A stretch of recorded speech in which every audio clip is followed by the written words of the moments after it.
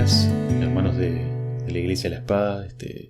Es un privilegio, la verdad, poder compartir con ustedes, aunque sea de esta forma tan extraña, un tiempo junto a la palabra de Dios, el Dios consolador en estos tiempos tan angustiantes y un tiempo tan cargado de ansiedades a veces.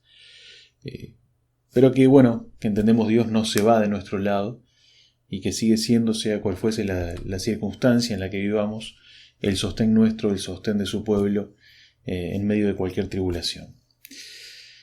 Quiero, antes que nada, mandarles un fuerte abrazo a todos ustedes, no solo de parte mía, sino de parte de toda la congregación de la Iglesia de San Carlos, de la cual formo parte.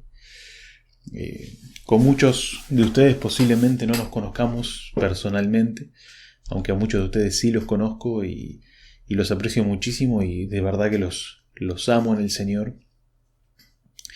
Y antes de traer la palabra no quiero dejar pasar la oportunidad de agradecer, porque sé que durante mucho tiempo muchos de ustedes, y ustedes como iglesia en general, estuvieron orando mucho por mí y por mi familia y por cosas, cuestiones, circunstancias angustiantes que nos tocaron pasar.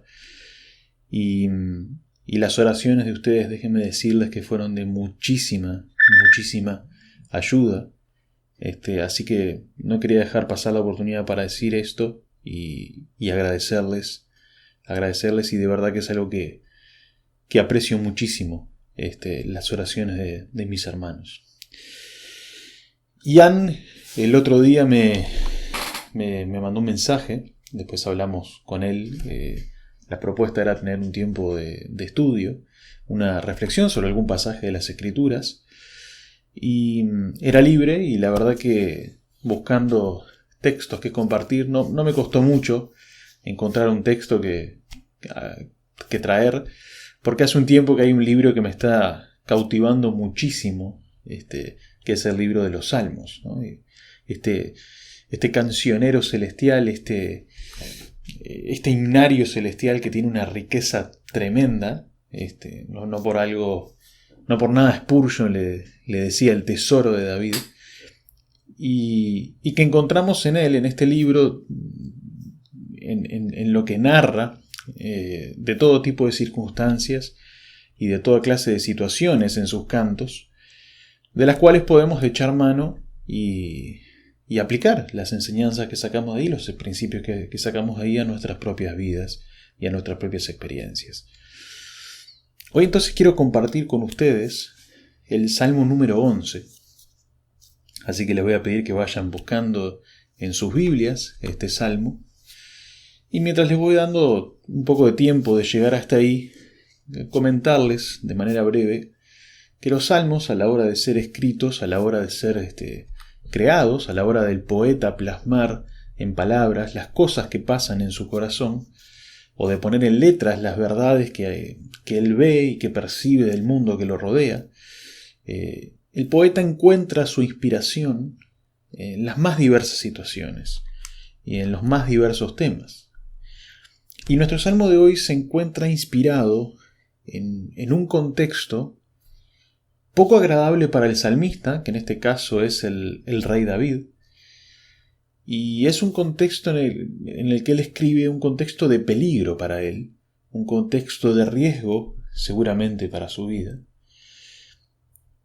y que ese contexto o esa trama de peligro por el cual pasa nuestro autor de hoy, desemboca, vamos a ver, en un diálogo en este salmo de ida y vuelta, en donde se dan dos opiniones o dos visiones del mundo bien contrastadas, bien marcadas, que nos van a ayudar a considerar por qué camino estamos yendo, pero sobre todas las cosas, a cómo nosotros estamos percibiendo la realidad, o dicho de otra forma, si estamos realmente viendo la realidad en forma completa o la realidad como realmente es, valga la redundancia. Entonces quisiera primero leer el texto y después sí entrar de lleno al análisis. Así que les pido que me sigan con la lectura. Yo lo voy a leer de la versión de la Biblia de las Américas. Ustedes pueden seguirme en las versiones que ustedes tengan. Salmo 11 dice así la palabra de nuestro Señor. Dice, para el director del coro, Salmo de David. En el Señor me refugio. ¿Cómo decís a mi alma, huye cual ave al monte? Porque he aquí los impíos tensan el arco, preparan su saeta sobre la cuerda para flechar en lo oscuro a los rectos de corazón. Si los fundamentos son destruidos, ¿qué puede hacer el justo? El Señor está en su santo templo, el trono del Señor está en los cielos, sus ojos contemplan, sus párpados examinan a los hijos de los hombres. El Señor prueba al justo y al impío, y su alma aborrece al que ama la violencia. Sobre los impíos hará llover carbones encendidos, fuego, azufre y viento abrasador será la porción de su copa. Pues el Señor es justo. Él ama la justicia, los rectos contemplarán su rostro. Hasta ahí la lectura del Salmo. Y vamos antes que nada, antes de comenzar con el estudio en sí, a bosquejar de forma simple nuestro texto de hoy. Este Salmo 11 lo podemos dividir básicamente en dos partes que están bien marcadas. La primera parte la tenemos en los versículos que van del 1 al 3 y que nos muestran en este diálogo de David la tentación en el problema. La tentación en el problema, es decir, cómo la tentación se presenta o cómo aparece ofreciéndole a David una salida rápida, una salida sencilla, de pronto más lógica o más razonable a ojos del mundo, a la situación que él está viviendo, ¿no? Y que en cierta forma esta salida tienta al rey, ofreciéndole argumentos por los cuales le pueden dar pie para optar por un camino que no es el camino que en realidad es propuesto por Dios, ¿no? Sino un camino armado por el hombre y que promete indirectamente alivio a las ansiedades producidas por las angustias que él estaba viviendo, ¿no? Entonces, versículos 1 al 3, tenemos la tentación en el problema. La segunda parte, que obviamente son los versículos 4 al 7, el resto de los versículos de este salmo, es lo que vamos a llamar la respuesta a esta tentación, ¿no? Es decir, la tentación se presenta, los argumentos se tiran en la mesa, pero el rey, vamos a ver, en cierta manera derriba esos argumentos, poniendo en juego también la soberanía de Dios, su santidad y su calidad de juez perfecto. Lo que hace que sin lugar a dudas el rey se impida de alguna forma a sí mismo tener una visión demasiado terrenal de sus asuntos y entiende la realidad en forma completa. Esto quiere decir sin dejar afuera a Dios, el mundo espiritual y al consejo divino, ¿no? Al consejo de Dios mismo. Y presentando sobre todas las cosas a Dios como el argumento mayor que se sitúa por encima de cualquier otro argumento que se pueda llegar a dar. Por lo tanto, vamos a repetir de nuevo, dos partes tiene este salmo, los versículos 1 al 3, la tentación en medio del problema, y versículos 4 al 7, la respuesta a la tentación. Empecemos entonces con la tentación en medio del problema y empecemos ahí mismo en donde dice el versículo 1. El versículo 1 dice, en el Señor me refugio.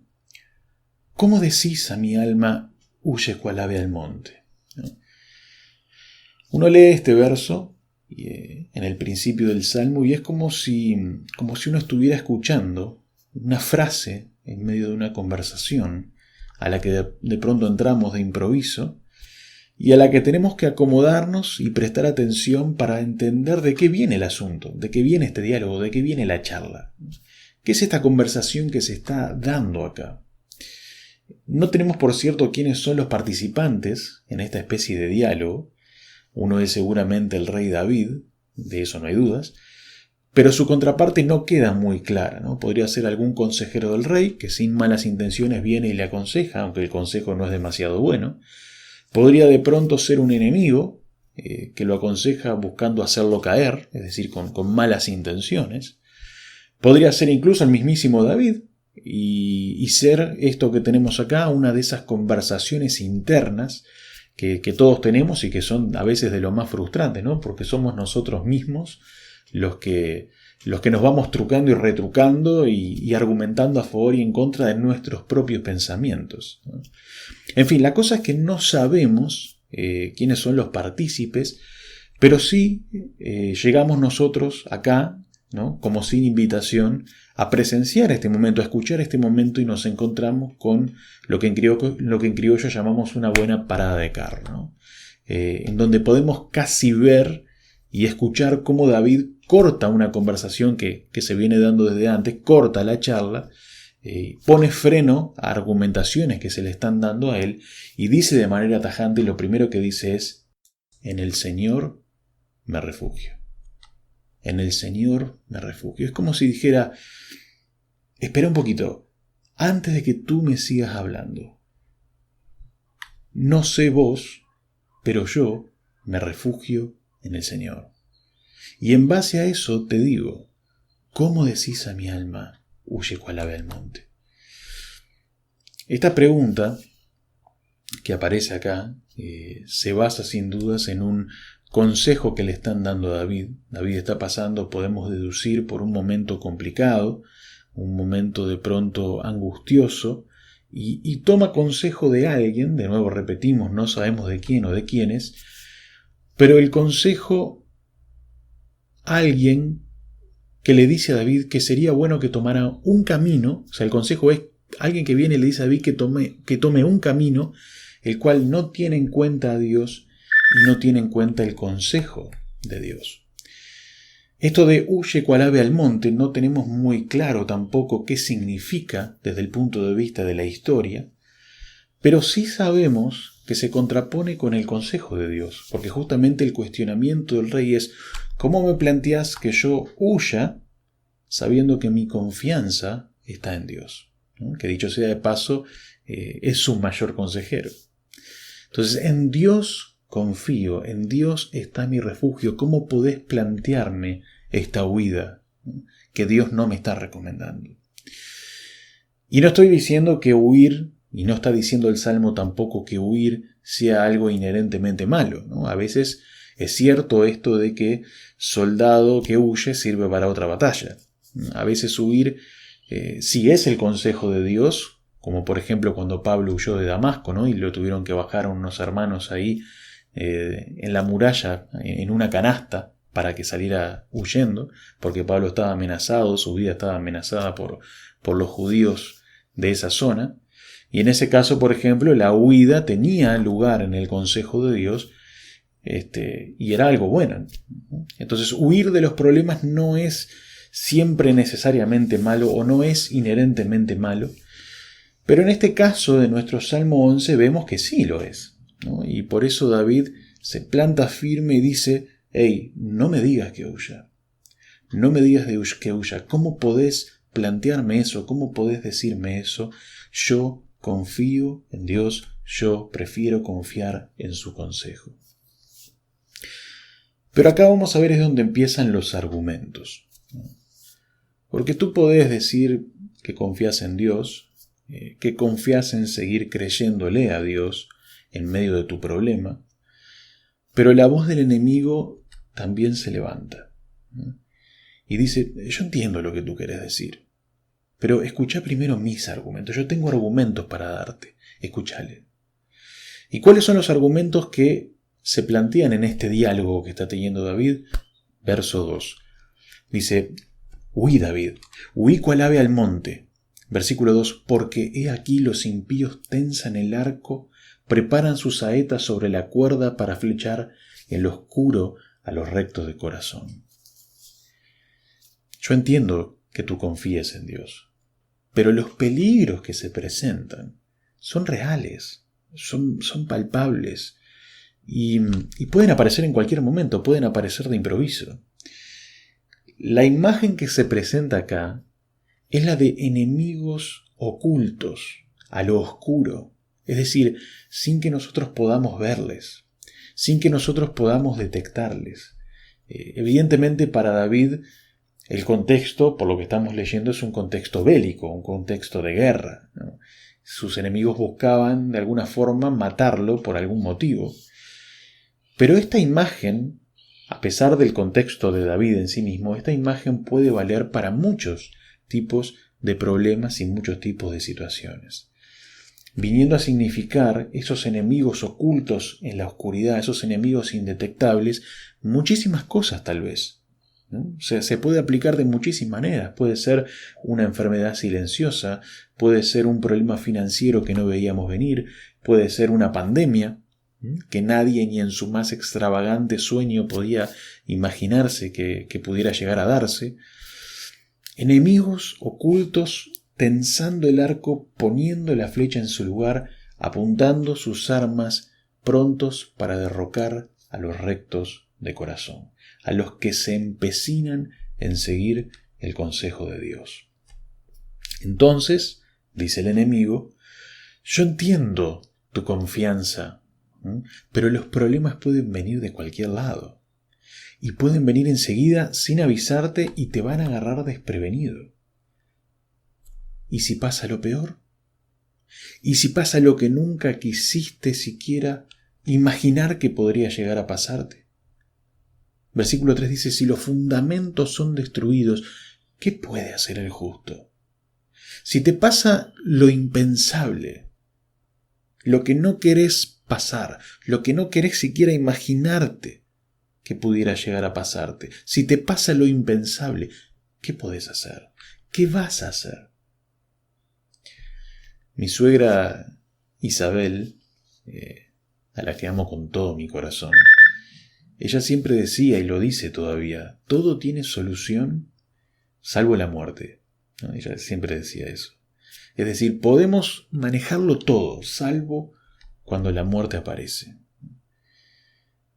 Y con cosas así, hermanos, cuando, por ejemplo, con el ejemplo de la muerte, estos argumentos que encontramos acá agarran un peso que a veces es muy, muy difícil de soportar, ¿no?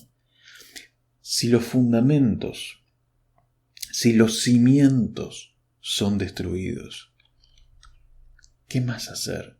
Si apareciera, por ejemplo, la muerte, eso que mucha gente piensa, como piensa mi suegra, que no tiene solución, que no hay vuelta atrás. Si aparece algo como la muerte de pronto, de golpe, como nos ha alcanzado a muchos de nosotros, ¿qué vamos a hacer? ¿Seguir confiando en ese Dios? ¿En serio vamos a hacer eso? Y ahí es como si la voz del enemigo se volviera pesada, ¿no? Se volviera convincente hasta cierto punto. Se vuelve muy tentador, hermanos, a veces, aceptar que mi confianza en Dios podría no ser la única solución, podría no ser la única salida. Y se vuelve tentador empezar a pensar en otros caminos, otras opciones que no involucran a Dios, ni tampoco involucran su consejo. Entonces, David lo que va a hacer ahora es responder a este consejo, entre comillas, que le están dando, pero tomando como punto de partida, como base para sus pensamientos y sus razonamientos, al Dios en el que él confía. Es decir, a él no le sobreviene el problema y asume que Dios podría ser un camino entre muchos. Él no se encuentra con la dificultad y piensa que de pronto Dios podría estar equivocado. No, de ninguna forma, de ninguna manera. Lo primero que hace David es recordar lo que Dios es. Es traer a su memoria las palabras que Dios mismo habla sobre sí y mirar la situación que él vive, completando la realidad que el enemigo en este caso le presenta, con lo que pasa, con lo que él sabe que pasa desde el punto de vista espiritual, haciendo más completo el panorama, haciendo visible, entre comillas, de alguna forma, lo que no se puede ver.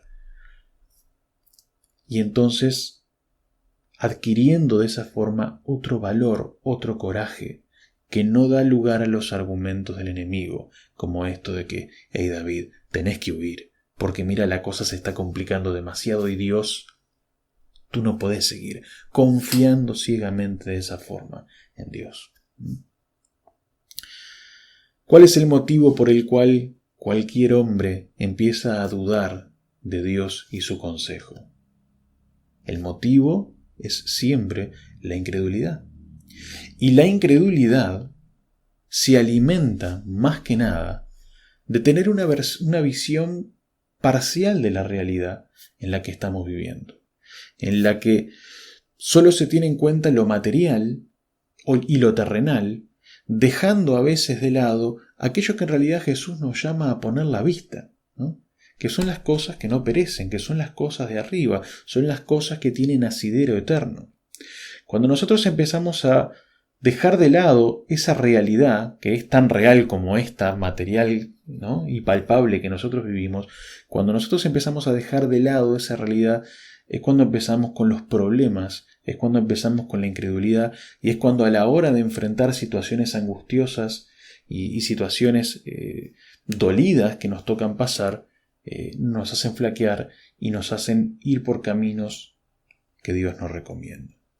Entonces ahora David lo que hace es cambiar el tono, cambiar el rumbo del razonamiento que está teniendo este diálogo, y retruca a los argumentos que se le han presentado, trayendo, si se quiere, esta visión más completa de todo lo que está pasando y dándole motivos a él mismo para seguir creyendo en ese Dios. Es cierto que el peligro está, el peligro no se fue, es cierto que el peligro para David seguramente es un peligro inminente, es verdad que estamos rodeados permanentemente de enfermedades, de violencia, de delincuencia, de pensamientos y movimientos contrarios a Dios y al cristianismo, pero eso no es todo el panorama, ¿no? No podemos olvidarnos que hay uno que reina. No podemos olvidarnos de aquel que es poderoso y que tiene soberanía sobre todas las cosas. Entonces David aprieta el freno, pone el cambio y empieza a andar en una dirección contraria y dice, versículo 4, el Señor está en su santo templo. El trono del Señor está en los cielos, sus ojos contemplan, sus párpados examinan a los hijos de los hombres. A ver, yo sé que hay millones de enemigos, millones de circunstancias que atentan o al menos tienen intenciones de atentar contra nosotros y contra nuestra integridad. Yo sé que hay enemigos ocultos en la oscuridad esperando, pero momento. Porque hay uno que es el que gobierna, que es el distinto, que es el que nunca pierde el control y que siempre se mantiene al mando. El Señor está en su santo templo.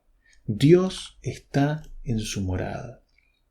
Acá David seguramente no esté hablando del templo terrenal, ¿no?, entre otras cosas porque el templo todavía en su tiempo no existía, estaba el tabernáculo, ¿no? Recordemos que el primer templo recién viene de la mano de Salomón, su hijo, aunque es cierto que viene a ser una realidad a partir de la petición del rey David a Dios, pero con seguridad acá David no habla del templo terrenal, sino más bien del celestial, ¿no?, de esa morada de Dios que se encuentra en una esfera diferente a la nuestra, ¿no?, que está en un ambiente o en un escenario distinto al que nosotros estamos, pero que no por eso deja de tener interacción con nuestra propia realidad, ¿no? El cielo, ¿no?, ese lugar inaccesible para el hombre, en donde Dios se manifiesta de manera más pura y donde su presencia es más real, si se quiere, en el sentido de expresar Él su bondad en una forma mucho más plena, ¿no? Sabemos que Dios está en todos lados, nos da a entender la palabra que Él es omnipresente, su presencia está tanto en los lugares más oscuros y recónditos como en los lugares más santos y perfectos, pero claro, la forma en la cual Él se manifiesta en cada uno de esos lugares es bien diferente una de otra, ¿no? Pero Él está en todo lugar y Él está en todo tiempo. Ahora, una cosa es decir eso y otra cosa es creerlo. Una cosa es decir y pensar que Dios tiene su trono en los cielos y que desde allí tiene influencia en los derroteros del mundo, y otra cosa es creer efectivamente en esa realidad, al punto de regir mi vida en base a eso. Y creo, hermanos, que esa es la gran diferencia entre los que realmente creen a Dios y su Cristo y aquellos que solamente quedan como cristianos nominales, pero que tienen en realidad una fe que es vana, que es vacía, que es una fachada, podríamos decir, ¿no? Pero David no, David era real, David confiaba y creía en Dios, en ese Dios que él dice, hey, está en su santo templo, está en los cielos, ¿no? Él está gobernando desde allí. Eso de mostrar a Él en su santo templo es algo que marca la cualidad moral de Dios, ¿no? Que está en su trono celestial, marca su calidad también como juez, ¿no? Él contempla y examina a los hijos de los hombres, dice el texto, con el fin, sin lugar a dudas, no de mirar el asunto como un simple espectador desde afuera, sino de estar atento, Dios, para intervenir en el momento indicado, en la forma que él entiende es la mejor. El verso 5 ahonda un poco más en esto de mostrarnos la realidad espiritual en el tema, en el asunto, en la circunstancia, y David dice, el Señor prueba al justo y al impío, y su alma aborrece al que ama la violencia. Justamente uno de los argumentos que David tuvo que oír en los primeros 3 versículos era el hecho de que los enemigos estaban ocultos y que están prontos a querer derribar a los justos. Pero no podemos perder de vista algo, una cosa, porque una cosa es que los problemas y los enemigos estén ocultos para nosotros, pero de ninguna manera están ocultos para Dios. Por eso en el verso 4 también, y voy para atrás un poquito, se nos marca que el Señor todo lo ve, todo lo percibe. No hay oscuridad que tape lo que Él pueda llegar a percibir. Él percibe todo, sus párpados examinan a la perfección el movimiento de absolutamente toda la humanidad. Y acá en verso 5, lo que se nos marca es que Él ve a todos, ve todo de todos y hace la diferencia, marca la distinción. ¿De qué? De justos e impíos, de su pueblo y de los que no lo son, de los que le siguen y confían en Él y de los que están buscando la excusa para dejar sus consejos de lado y tomar por otros caminos que Él no ha propuesto. El Señor dice, prueba a todos, pero aborrece a los que vienen con malas intenciones. Odia a los que aparecen como sus enemigos y por tanto se puede asumir que Dios se pone del lado de aquellos que son justos y que andan en sus exhortaciones. Entonces, ¿por qué tener miedo?, dice David. ¿Por qué tener miedo de los enemigos que se ocultan en la oscuridad? Si Dios sabe exactamente dónde están, sabe exactamente cuáles son sus intenciones, Él puede ver sus corazones, como Jesús que desarmaba permanentemente a los fariseos y a los líderes religiosos de Israel. ¿Qué voy a temer si para Dios la luz siempre está prendida? ¿Cuál es la oscuridad? ¿Cuál es la oscuridad? ¿A qué enfermedad voy a temer si Dios sabe cuándo está, cuándo no está, cuándo aparece?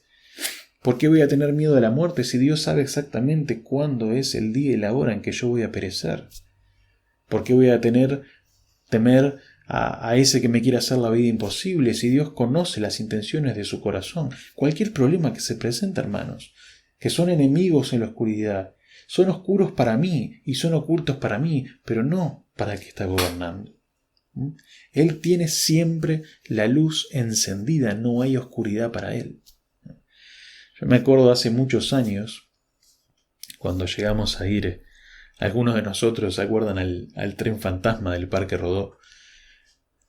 A la distancia, hoy viéndolo desde hoy, no era algo muy terrorífico. Y creo que daba más miedo el estado que tenía la atracción en sí misma que el recorrido en sí, ¿no? Pero cuando uno era chico y se metía en ese recorrido oscuro, sin luces, apagado, ¿no?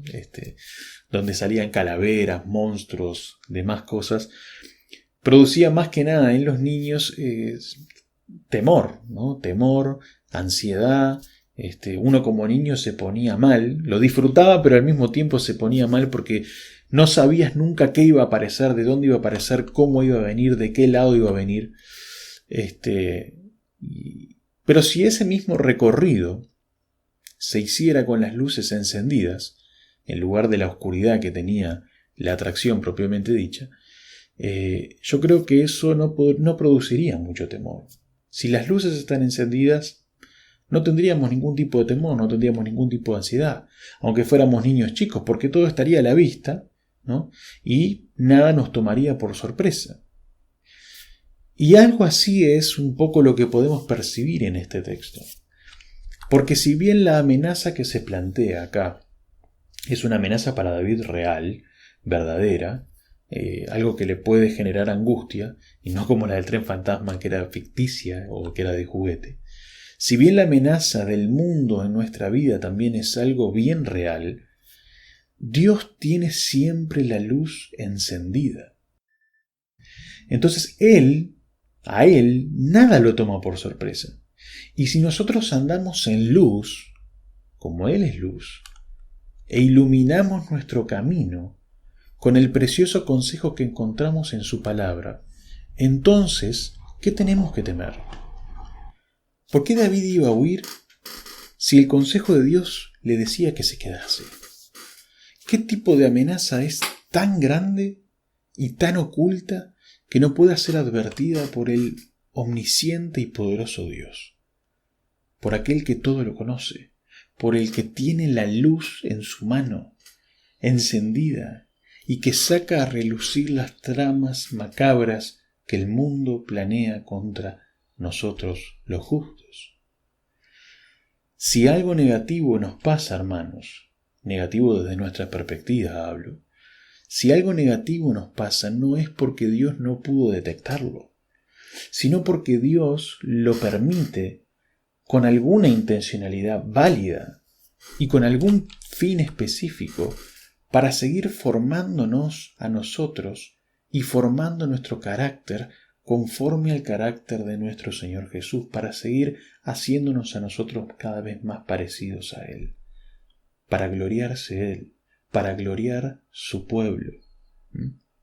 Además, dice David, hay algo que también hay que tener en cuenta, porque es posible que en el ahora las circunstancias nos parezcan nefastas, nos parezcan adversas, poco felices, poco cómodas, y como dice el libro de Eclesiastés, a veces parece que el justo es el que se come todos los garrones y el impío parece que es el que prospera, ¿no? Hay veces que la vida se plantea así.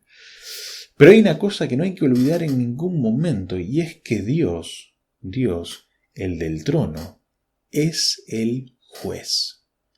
Y es un juez justo. Juez justo. J mayúscula, J mayúscula.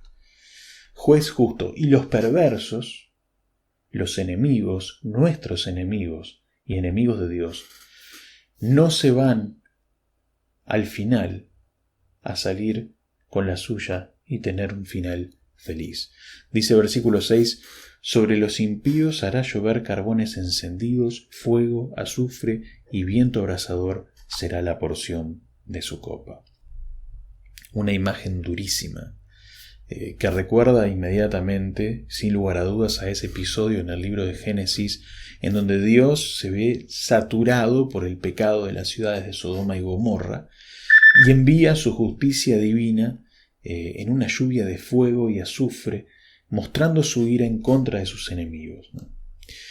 Dios no es un Dios que deje impune la maldad o que haga la vista gorda haciendo injusticia. Es cierto de que a veces nuestra humanidad nos lleva a creer en cierta forma que Dios atrasa demasiado sus juicios, ¿no? Nuestras ansiedades hacen que nosotros le demandemos a Dios un poco más de prontitud, como de repente podemos ver en los ancianos ahí en el libro de Apocalipsis, ¿no? Que le decían al Señor, Señor, Señor, ¿hasta cuándo? ¿No? Se va a tener que soportar todo esto. Pero la verdad es que más allá de nuestra visión limitada y finita de las cosas, sabemos que al final la justicia va a prevalecer y Dios se va a glorificar en ella. Versículo 7, pues el Señor es justo. Él ama la justicia. Los rectos contemplarán su rostro. No hay, hermanos, nada que temer. No hay, hermanos, que considerar otros caminos. El camino sigue siendo el mismo. El camino, sigue siendo Cristo. Él sigue siendo la luz del mundo. Él sigue siendo la ruta al Padre. Él sigue dando la tranquilidad a todos los que de verdad ponen su confianza en Él. Y a veces, es bueno pasar por entre medio de los enemigos ocultos. Hace bien sentirse desprotegido o amenazados por las fuerzas del mal. Hace bien salir de la comodidad de siempre y ser sacudidos un poco, zarandeados como trigo. Hace bien. Es, pienso yo, muchas veces hasta necesario sentir lo que sintió, por ejemplo, nuestro Señor Jesús en ese huerto de Getsemaní, que sentía que su tristeza era una tristeza que le llevaba hasta la muerte, caminando por en medio de enemigos ocultos en la oscuridad. Es, hermanos, la experiencia de la sensación del desamparo, una de las experiencias más feas de vivir.